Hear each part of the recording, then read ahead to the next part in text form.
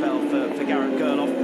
You think all the way back to Assen, the first 4 rounds of the season, Gerloff was absolutely superb, and you would have never in a million years believed that Axel Bassani was going to get on terms with him later on in the season and start to challenge for top independent. And that's something that Gerloff is actually going to genuinely have to defend over the course of this weekend, because he sits in 8th position in the championship, only 14 clear of the sub. Yeah, and certainly for Gerloff, up until Assen, really looked like he was consistently at the front, able to run at the same pace and really battle with everyone in those leading positions. Had some podiums at the start of the year. I'll give Leon Haslam a bit too much credit there. Front row for Haslam, not a podium. I just remember him then in Park Road a couple of times, but certainly for Garrett Gerloff, hopefully this is the sign of what we're going to see from him again next year. We want to see him on the front of the field. He's an exciting rider. He's obviously had some good times through the course of this season, but you want to see him able to show exactly what he can do on a superbike. Yes, Haslam's had a P4 and a P5. That's close enough. And P4-5, I'm afraid, as far as next season is concerned. He's set to move on from WSBK. 3 minutes still on the clock for FP2. Razgatlioglu, the fastest man out there, but Jonathan Ray has chipped away at that margin. Garrett Gerloff also very much on the pace. Leon Haslam with that stunning effort to go P4. Alex Lowe's currently rounds out the top 5.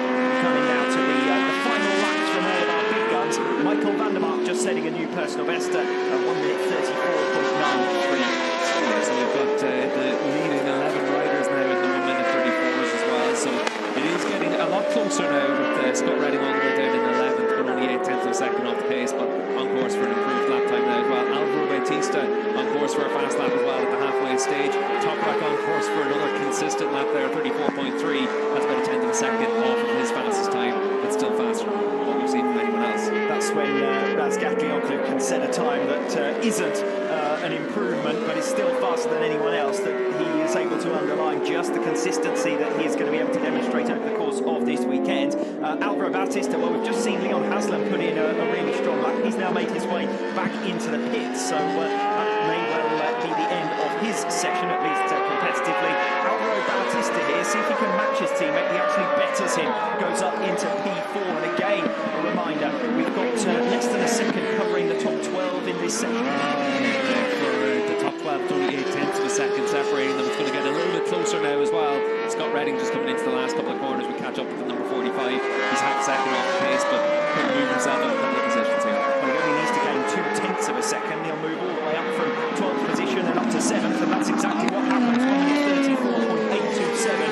Redding does go P7. Meanwhile, out on the circuit with 2 minutes to go, Garrett Gerloff heads into the 3rd sector, and he's up at the halfway mark on Razgatlioglu. Yeah, Gerloff up by 400ths of a second, so good run through the first half of the lap, just then to come through to the end of sector 3 as well. We'll keep an eye on his lap times on the number 31 Yamaha. Loses a bit of ground in sector 3, he's 2/10 of a second off now.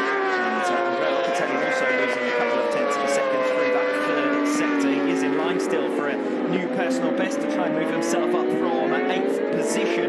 Scott Redding with a strong 1st sector on his latest lap. We're only 1.5 minutes away now from the checkered flag falling, so we're in towards final lap territory for several of these riders. Michael Ruben Rinaldi and Scott Redding into the second half of their latest laps, both a couple of tenths of a second down at this stage. But Garrett Gerloff 6/10 down in the end on his latest lap. We saw him come up with a bit of a single lap cracker late on in FP1. He's got to kind of justify that pace over a longer distance over the course of time. Yeah, we've been able to put in 3 pretty fast laps in a row there, 34.4 and then a 34.7 and 34.8, so decent enough consistency there at the end of the session. To go there, rejoin Scott Redding, 4/10 of a second down.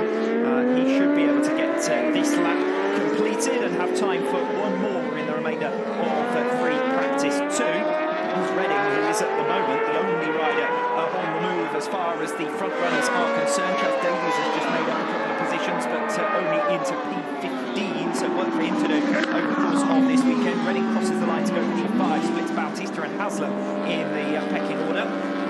1:34.579, Scott Redding's time, 3.5 of a second down on Razgatlioglu. Right on board. Yeah, Redding actually fastest of all in sector 3 as well now, so he's been able to find some progress over the course of the last couple of sessions as well. Alvaro Bautista won't improve on his final lap. He's lost over a second through sector 2 after being 7 thousandths of a second up through sector 1. Razgatlioglu exiting the final turn.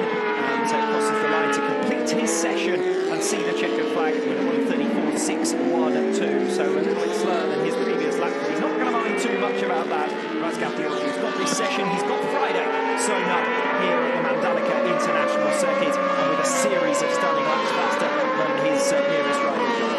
Yeah, and what's going to be interesting is to see that for Toprak, he's fast in each of the sectors, very fast in sector 2. But for Jonathan Ray, he's making most of his lap time in the second half of the lap.